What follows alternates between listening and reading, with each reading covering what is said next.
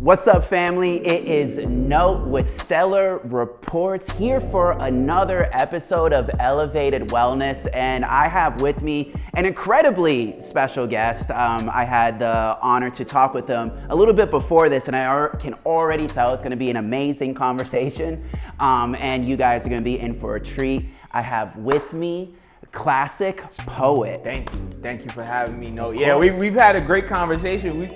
We've asked this conversation, this interview may have started like 10 minutes ago. They don't know this. Out here, all these cameras, my camera, his camera. We've been having a great conversation, like he said. So thank you guys for having me. It's dope to be here. You know, I'm glad we all made it out in this crazy weather and stuff like that. No, appreciate you coming out, all that sort of stuff.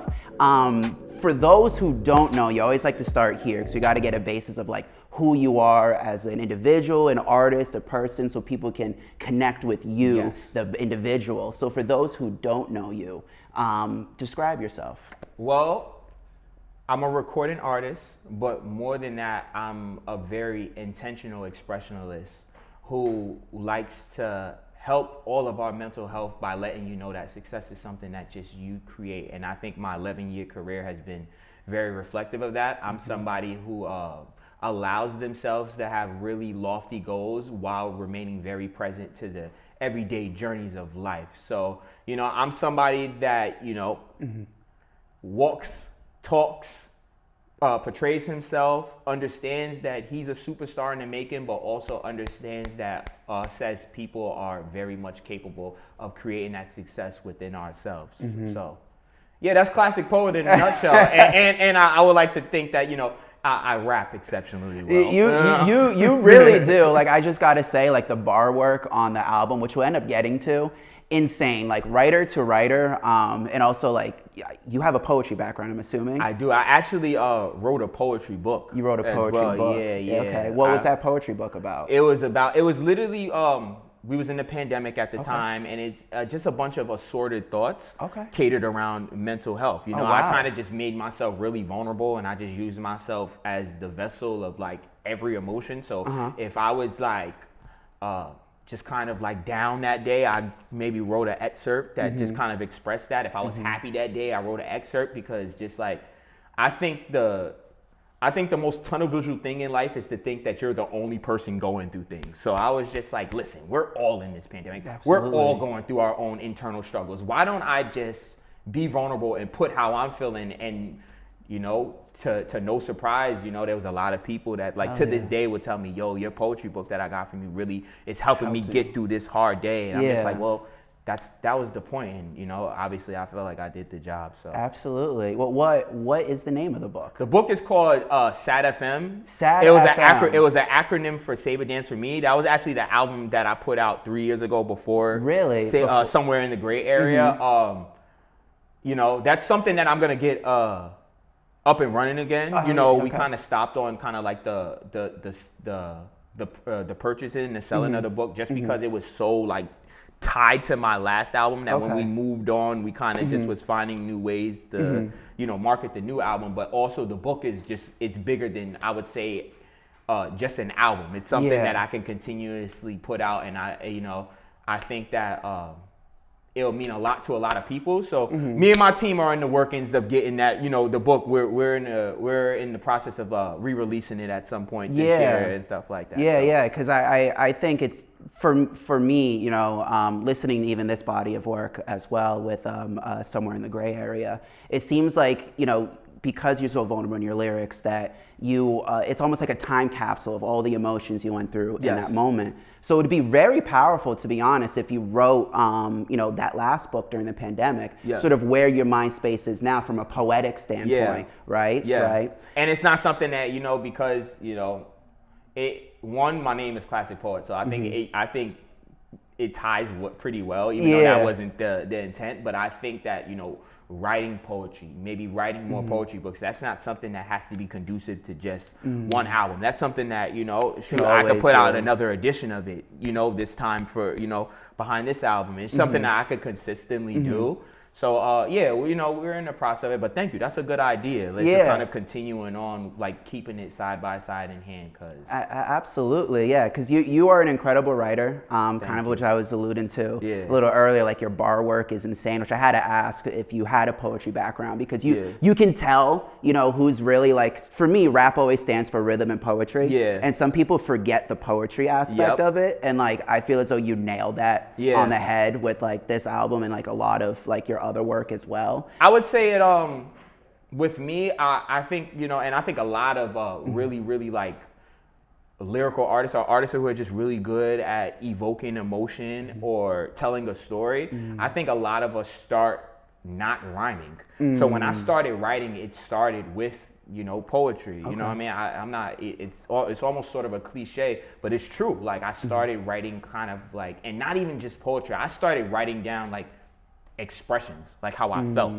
So I feel angry today, or I feel excited today, or I feel like I want to punch the wall. Get really specific. At some point, it started to morph into poetry. At some point from there, the poetry started to rhyme. And then it started to become full-on songs. So like it gradually got more and more and more and more layered. So it started almost like as a release for you. It started as a release for me. Ironically, I always was skilled at rapping. Like my family could tell you from about 5-6 years old. Like I just, I was one of those people. I have a background in like, my grandfather was a musician. So like it's in my blood to just have this, intrinsically, I think that was the word, or just have it naturally where it just comes to me second nature. So like, but you had the poetry side where I was expressing myself, and then you just had the pure rapping side. The pure rapping side up until about 17 was strictly almost battle. It was playing the dozens more so. It was more so like, yo, your shoes is it looks scruffy. So like I got some bars for your scruffy ass shoes. Or like, you know what I'm saying? Like, I don't like the way like the way there's fog on your glasses right now. So I'm gonna come at that. And once I graduated high school, like I kind of put the skill of just knowing how to rap naturally mixed with me knowing how to express myself and just put it together. And I've grown in the 11 years since then. So you started this career 11 years ago. I started this career 11 years ago. What are we in, 2026? 2026. Yes, it's been 11 years. So 2015 is when you got started. It almost bugs me out that it's like we're in double digits of it, because 2015 still feels like something where like yesterday. Yeah, right? I can vividly tell you what was going on. So the fact that we're 11 years in and shit, there's a little bit of gray in my beard, somewhere in the gray area. This is the gray area. Just the fact that like we're this deep in, it's just like, yo, time is just it's moving fast. Moving very fast. You know what I mean? My I'm gonna get personal real quick, because like my brothers, they're twins. They turned 18 this year. This week I just went to my brother's high school graduation. It's crazy. I gotta jump in for that because I'm going to my little brot's high school graduation in like a week or two. Congratulations, but it's just like again, time is moving. You know what I mean? I remember when these dudes was little babies, and like, I have like this song that's coming out in a couple months, and I'm kind of referencing, I'm like, yo, the fact that they're of age to like text me now, and like one of them, when Somewhere in the Gray Area came out, without, he didn't even have to, he's my brother, right? Yo, he texted me, he's like, yo, I bought the album when it was behind the paywall, when it was behind Even. That's real love. That's real love. It's real love, but it goes to show me, I'm like, yo, they're not babies anymore. I was like, I started this, and like when I started this, they were like, what, like 5, 6, 7 years old, and they're at an age now where they could buy my album and like not only just buy it, but they're texting me about like how it's making them feel. Like I'm starting to become relatable to their experiences as they're getting into being just young adults. But it's just like, it just bugs me out because just the time is moving, and it's like, it's another reason why, one of the main focuses of this album is to get artists and creators and just people alike to stay present, because time is so fleeting. And I don't want us to become middle-aged senior citizens. And it's like, we might have the success that we envision, but it's just like we spent all those years being so fixated on that that we completely like weren't present to maybe the 40, 50 years of just life that passed by. That just happened in front of you. The people that got older, the future kids we might have, the moments that we're gonna have. We weren't super present to it, and we'll be this old ripe age, and it's just like we'll be almost reflective. But that I always feel like that's depressing. You know what I mean? Yeah. Because you'll be sitting there and you'll almost have like this melancholy, like, oh man. Yo, remember how young this person was? Remember how I looked doing this? And I go through the same thing with my little brother. You know, like he's gonna be graduating high school soon, right?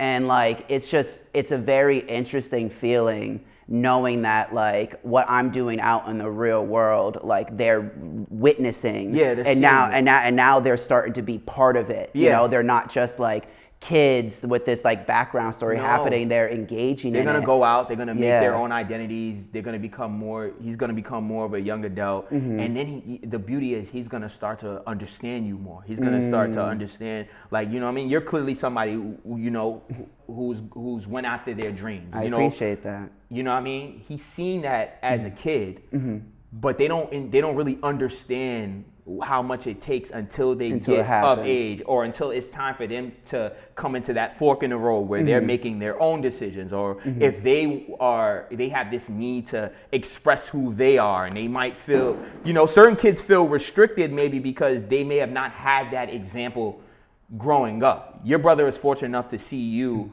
be unapologetic in your pursuits. I appreciate that. So what you may have not realized that you're doing is like, if this, you know, young boy, and I feel like he probably will, if he becomes successful in what he does, or if he's going after exactly what he wants to do, you have to understand that like he's seen it from when he was little, from watching you, but as he got older, he understood it. So that's just not things to take for granted at all. Absolutely. So you would say like it's important that you know, you remain that motivational individual in your brother's life and stuff like that. Absolutely, all of them. I have. So family's huge for you. I have 4 brothers and I have a sister. And wow. And yes. Are you the oldest? I am the oldest. You're the oldest. On both sides too, because my parents just had me. They had me really young, and then, you know, obviously they went on to, you know, live their lives. It's life. You know what I mean? I have to ask, because I'm the middle child. So I have a completely different experience. But so, because I at least got to look up and see like, okay, this is what my older brother did. These are the things that, you know, maybe they did good on, maybe they didn't do so good on. And like, I at least had, you touched on a little bit earlier, like a North Star to look at to figure out where I wanted to go. With you not having, you being the oldest, you didn't have that. No. So I guess, how much did being the oldest and really not having too much of a guiding hand to look at like impact you, you know, individually and as an artist? Well, there's a saying when you're the oldest, you're the trial and error kid. So whatever your parents do right, like they've learned it first through you. Whatever your parents did wrong, they learned it first through you. So I think that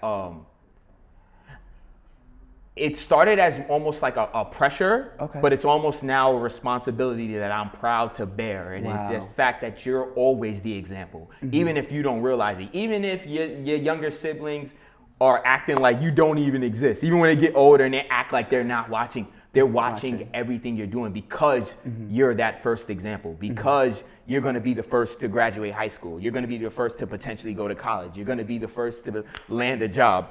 You might be the first to get your driver's license. You might be the first to have your first girlfriend. You might be the first to have a kid. Like a lot of what they're going to mold themselves after starts with what they're seeing the first. Framework you present. So it is a lot of pressure sometimes. Well, I would say it was pressure because you almost become almost like nervous to make a mistake or fail. Like that for a long time, I wouldn't even talk about the potential downside of things. Even when I started doing music, like if you're talking to me about something not working out, like my mind almost like got pissed at you for even saying that. Like, how dare you talk about if this doesn't work? Like, like get out of here with that whack ass energy. Like, but as I got older, I understood that failure was a superpower. That's something that you got to go through multiple times in order for you to have the wisdom where you can go and now tell your younger siblings. It's like, okay, you want to be this. Let me let you know what you're going to go through while you're at it. And let me tell you why you shouldn't stop even when this seems like perceived failure. Let failure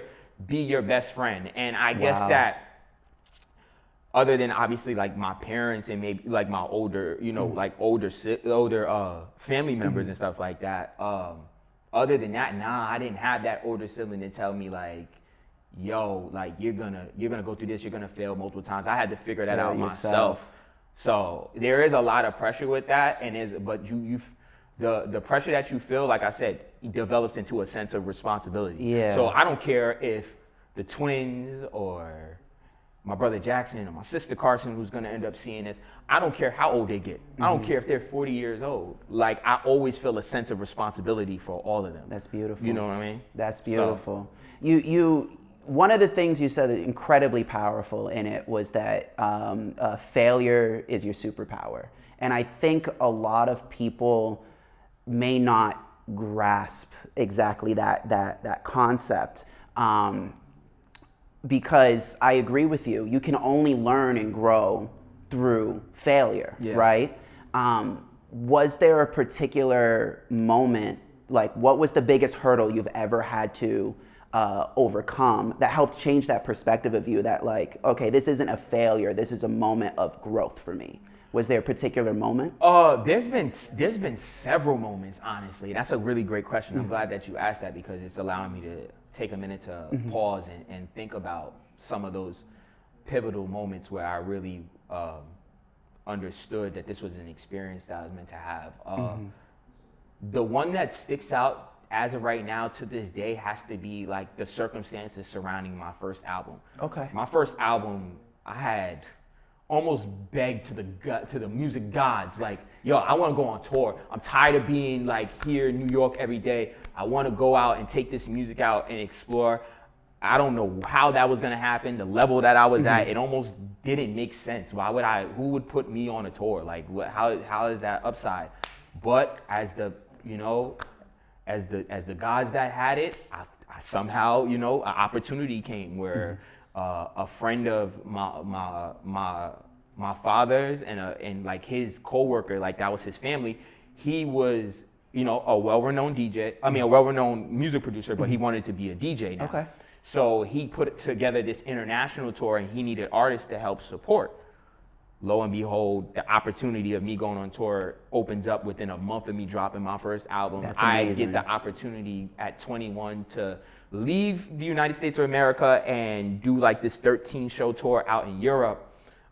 Met some really cool people, had some really dope experiences. However, that thing that I was begging to go on, right? I didn't understand the inner workings of just kind of like the music business. You know what I mean? Yeah, you're young, you're 21. You're young, you're 21, so you're not asking, where's the money? Yeah. You're not asking like, how am I gonna eat tonight? And like a lot of things in that moment, in being in a new country, not knowing anybody, not knowing the language, and essentially me just being, I didn't have my parents out there, like essentially like I'm thrown out in the middle of the world and it's completely almost foreign land. It was a, I'm grateful now, but it was very much a sink or swim type of ordeal. You know what I mean? Yeah. Like to the point where if you got up and you missed the sprinter to get to the next show, like it was a wrap. Good luck finding your way there. Ain't nobody coming back to get you. Like it was things like that. It was just like, oh wow, I always said that I wanted to do this, but I didn't know like the inner workings of it. I didn't know like this was the underbelly of the what it looks like, the glitz and glamour. That was my first real like eye opener. That was like I came back to America like, nah, certain things I ain't gonna get take advantage of that no more because I'm knowledgeable of. Like, but there, you know what I mean? Certain venues where like it was promoted a certain way and it would be like this little hole in the wall. Yeah. Like, rinky dink, you know what I mean? Like, oh, whoa, this wasn't what it was. Like, you know what I mean? But it's also things where it's like, if I didn't go through this, like I just wouldn't be the type of artist that would emerge out of it. I wouldn't know how to handle myself in a better way. I wouldn't know how to ask for certain things. I wouldn't, it wouldn't have given me that that wheel cog in my brain to start like getting real privy to the business, so that my business was tight, so that I'm able to have sort of the successes that like my current album or my previous album may have gotten me from just a tangible or just a financial standpoint. I wouldn't have known that if I wasn't 21 and just went on this tour and just still my eyes were still on like the dream, and then I had to kind of have the wool pulled from under it to show me the underbelly. So yeah, all in all, that's my long-winded expression of like that was the moment that pretty much changed the course of my career. I don't think I've been the same artist since that tour, since coming back into the United States. Like well, you know, they say like seeing the world adds like a ton of perspective. I have to ask, I've never been out of the country. Was there a particular country you enjoyed the most? I love Switzerland. Switzerland. Yeah, I want to go back to Switzerland. Is it Switzerland with the chocolate, like the Swiss chocolate, or no? I don't know. I actually didn't have the Swiss. I didn't have the Swiss chocolate. And me and cheese don't get along like that. So. Yeah, y'all. Whoever's there, it's my camera right here, right? KP lactose intolerant. Don't give KP no cheese, nothing. Like, don't give me no cheese, nothing. We vulnerable, right? This is the Wellness Podcast. You know, I told you I was gonna come and I was just gonna be myself. We gonna tell y'all the real. Y'all gonna know. You're gonna know the real me. I don't sit down all the time, so we talk about the real. Lactose intolerance, my guy. I'm not messing with no Swiss cheese. But I guess I gotta go back and try the chocolate if that's what they known for. But the mountains, yo, like just the mountain range was just so beautiful, and everything was just so clean looking out there. Like I felt like I could have dropped a chicken wing on the floor, and like I could have did the 10-second rule. I could have looked at that 10 shit. Seconds. I could have sit there and just been like, completely different from New York. Completely different from New York. You know what I mean? I don't even do the 30. I don't even do the 2-second rule. Yeah, if it touches the ground, if it hits the ground, it belongs to the 28 million rats. You know, like that's crazy. But yeah, Switzerland. I loved Groningen, Netherlands. A lot of people will say the Amsterdam. There was this town right next to it called Groningen. Groningen was beautiful. Its nightlife scene was just so fun. And yo, it's been 7 years since I've been out of the country like that. So like, the fact that I'm still talking about it 7 years later means like it had that much of a impact on me. It was that fork in the road that I was saying. Like, you know, I was in a situation where it was just like certain people's like their idea of their dream music career would have ended right then and there when they understood what this music shit was really about. If anything, it made me go harder. Like I remember listening to a lot of Jay-Z on there because suddenly I understood the talk that Jay-Z was talking about. Like and I'm not talking about like later on Jay-Z. I'm talking about his early albums where he's letting you know album by album like this is how I'm gonna like this is how I'm gonna make my money and infiltrate the game and all that. So like again, if that didn't happen, like I wouldn't have gone through like that character growth that I needed to go through, that level of integrity, that level of like, oh, okay, what I did understood was I really love to do this music shit. Like if it, you know, I really love it because anybody who doesn't love this wouldn't stay in this shit after the shit that they're seeing here. But I really love to do this. So what I'm gonna learn is how to keep myself empowered so that I can continue doing what I love, but on my terms completely. You know what I mean? So I gotta ask, cause like I have a bunch of questions I want to get to, but you're just so powerful in what you speak. So it's like it's making me like honestly want to learn from you mid interview. Like, how did that power, that ferocity that you have, that passion, is that just intrinsic? Is that in you, or is that just like, you know, that like has there ever been a day where you're just like, you know what, like I don't even have the drive for this right now, like, or is it always like, you know what, I'm a go-getter, like you've always been that way? So let's be real. Nobody is ever motivated every day. So as much as I'm talking like this, you know, and I'm gonna be real with you, I want to say these last couple weeks, like on a personal level, I haven't felt as motivated as I normally am. But you know what helps me? I'm always consistent. So motivation is like love, like being in love. Love is one of those things that's uncontrollable. It comes in spurts. Sometimes you could fall in love with somebody.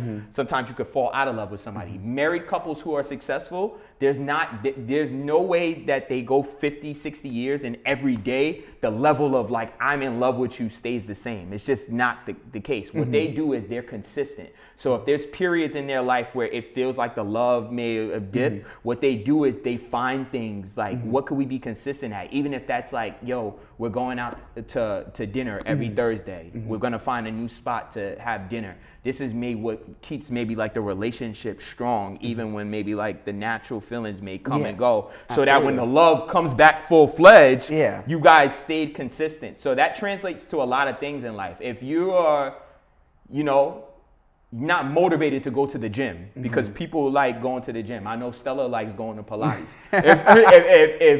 if today she just didn't feel like it, or today we didn't feel like doing it, of course the motivation is not there. But if you go and do it, did you not do it still? Did you not expand your muscles? You know what I mean? Did you not help your health one step further? You did. You just didn't feel like doing it today. So like, there's some times where it's just like, oh man, yo, I don't feel like paying for this to get this record done, or I don't feel like doing this, or I don't have anything necessarily to write today. I don't feel motivated to write, but you know what? I'm doing something consistently, like sitting down here and expressing myself on this interview, or you know, getting on the phone with my assistant, my manager, and just going over the calendar of things we're looking forward to, or you know what I mean? Even if it is as simple as like writing a line or two, you know what I mean? Even if it is that, it's just like, yo, I don't have a full song to write, but like,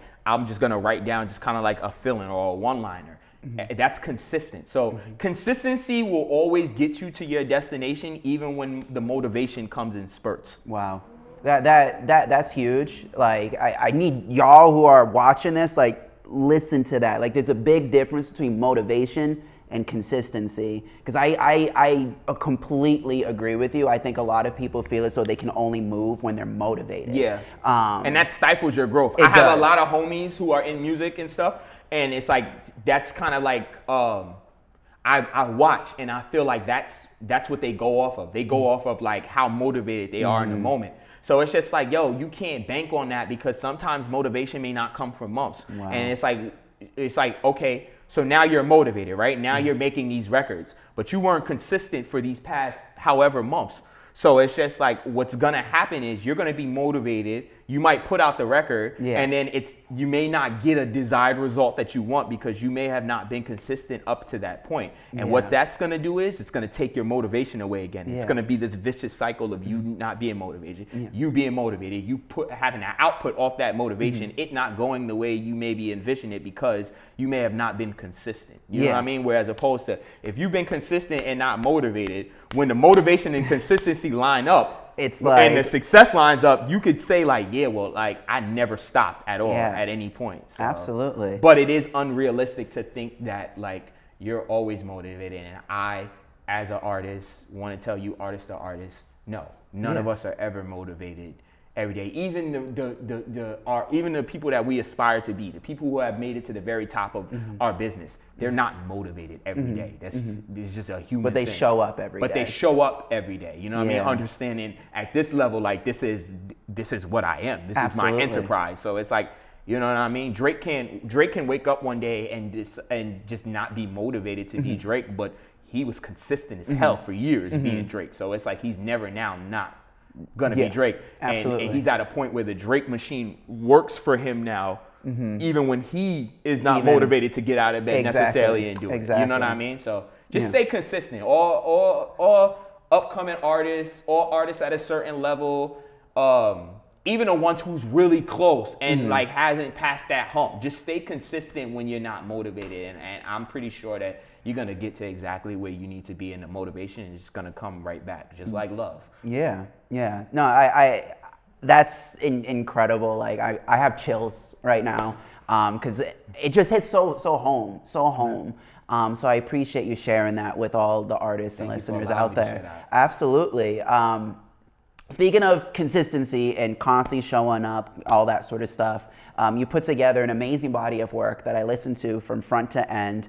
No lie, no skips. It's a no skip. Like, you really got to listen from front to end, because you did something special that I don't think a lot of artists still do to this day, and that is creating a body of work rather than just like records on a playlist, yes. right? A lot of artists, they create just like albums that are essentially just playlists. Yes. But you created like a sonic experience from front to end, and it all starts with Somewhere in the Gray Area, which is the name of the album. Somewhere in the Gray Area.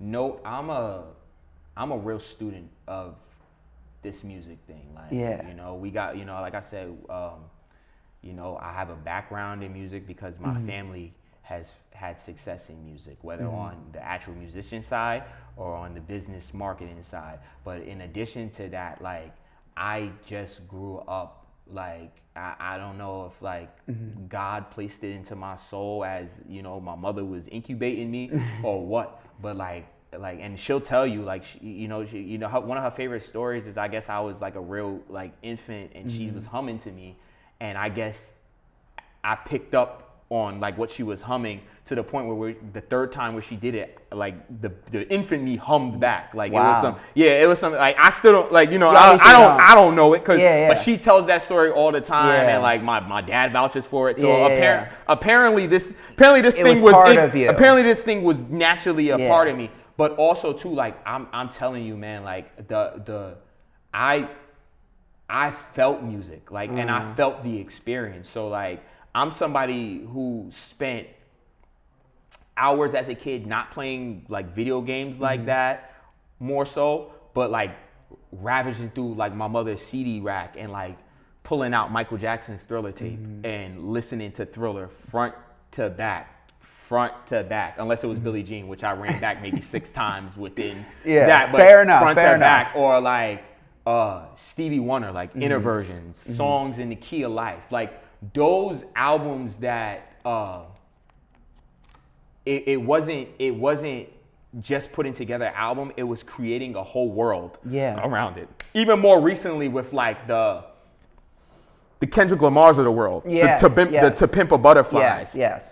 These type of albums, these type of full body albums, I've always gravitated to. And every time that I put something out, I'm just super intentional about creating the world. You can tell. Because I call it cinema on record. I love film. I'm a sucker for like film noirs and you know, like things that are just real I guess for lack of better terms, just its own little space. Like shit that you can see while you're hearing it. You're listening to it, but you can see it exactly. Nas's Illmatic album is like that. Like the fact that the first album is not the fact that the first song is not an actual song, but it's the genesis. And what do you hear when you press Illmatic? It's like you hear the trains, you hear the subways, you hear his homies, you hear Grandmaster Caz's music playing in the background. So it's letting you know, like, all right, I'm in Queensbridge right now. Like, you know what I mean? I'm with the homies over in Queensbridge. And like, that's before New York State of Mind even drops.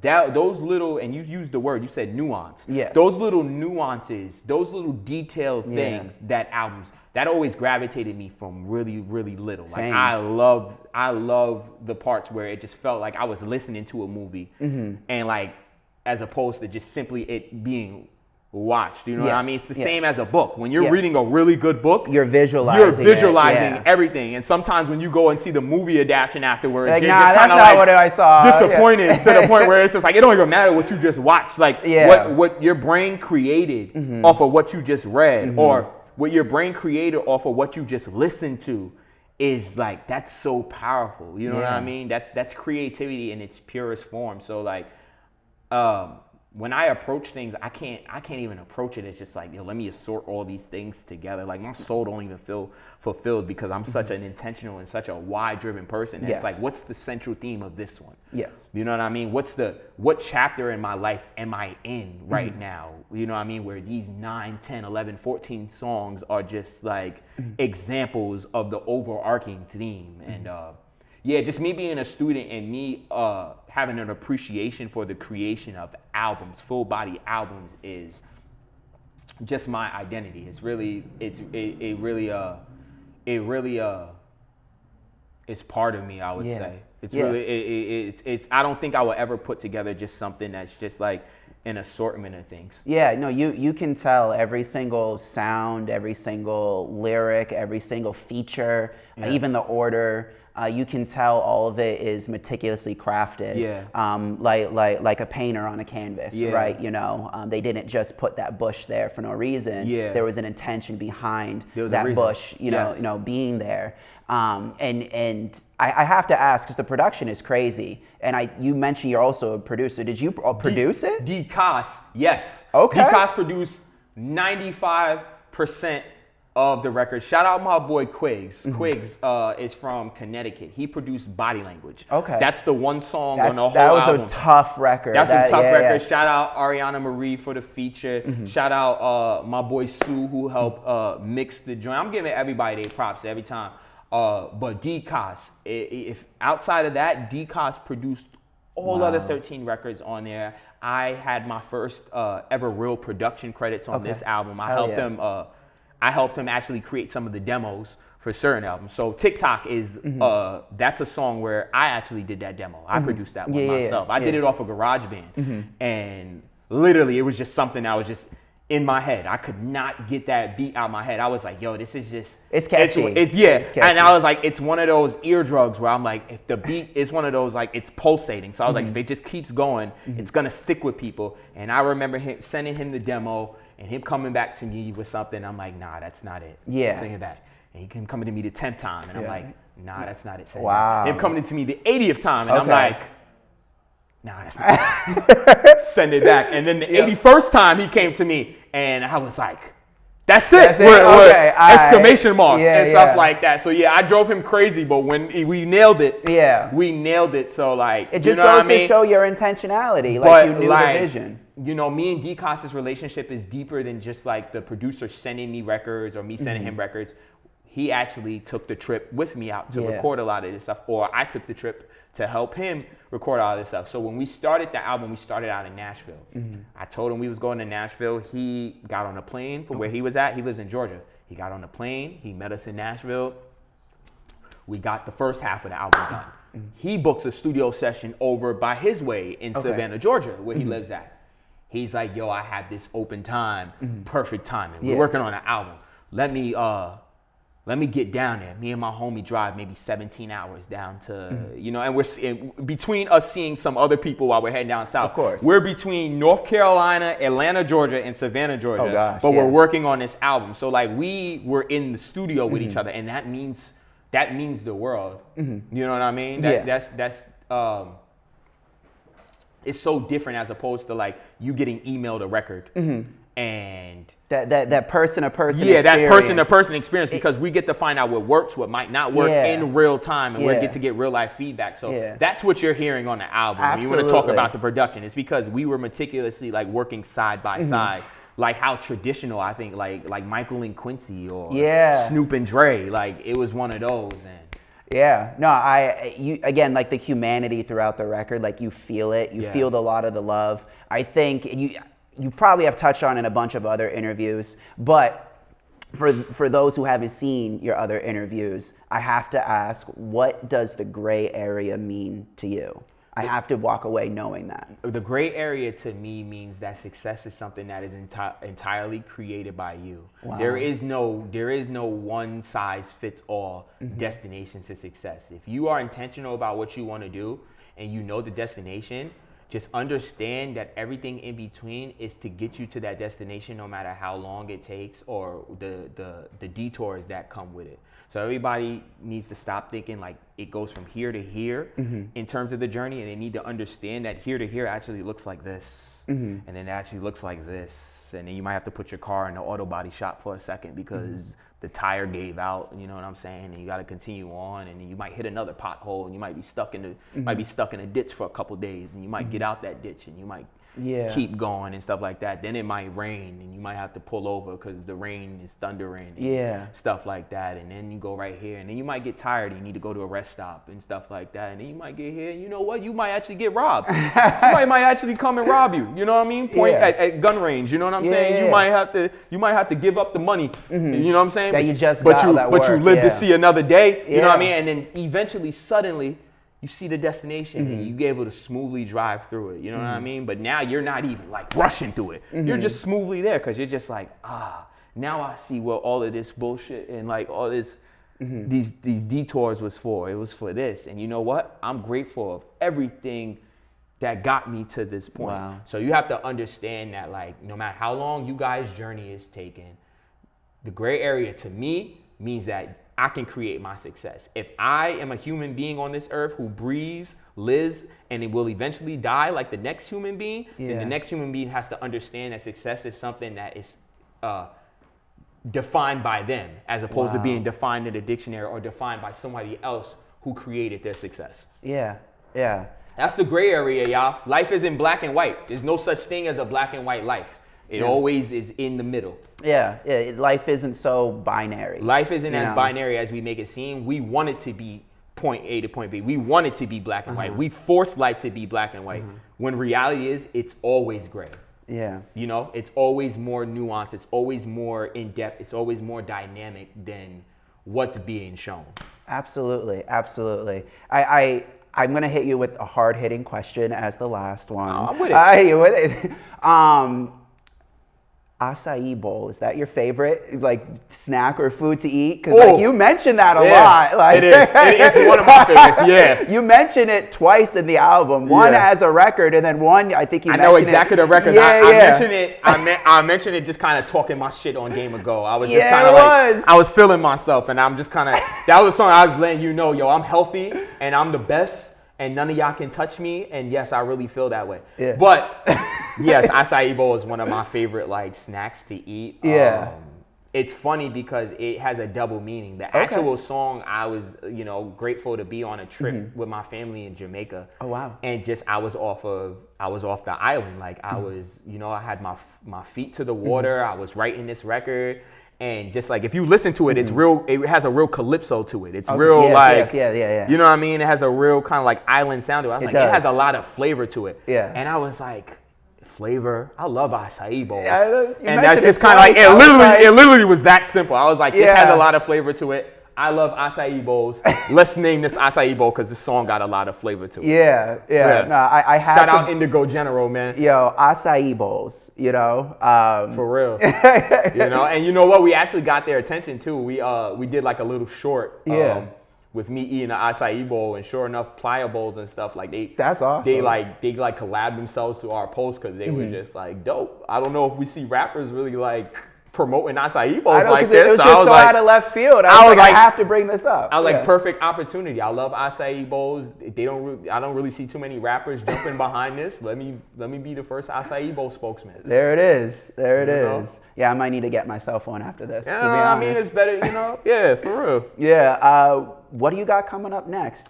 So, I have more music. Okay.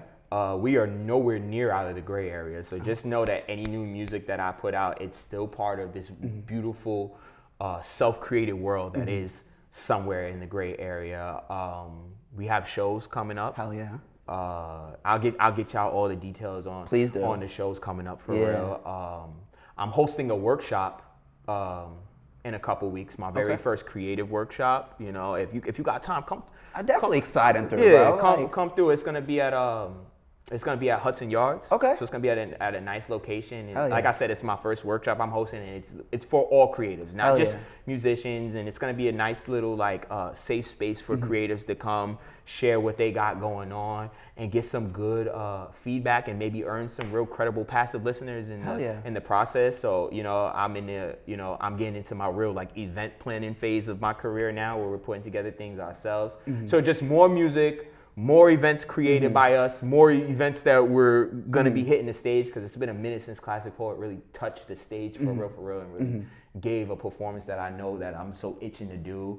And just the like I said, the consistency. We're going to continue to remain consistent. Yeah. Hell yeah. That's what's going forward. Consistency and then the motivation is just going to follow that. Hell yeah. Hell yeah. And where can people find you? People can find me everywhere. Klassik Poet, KlassikPoet.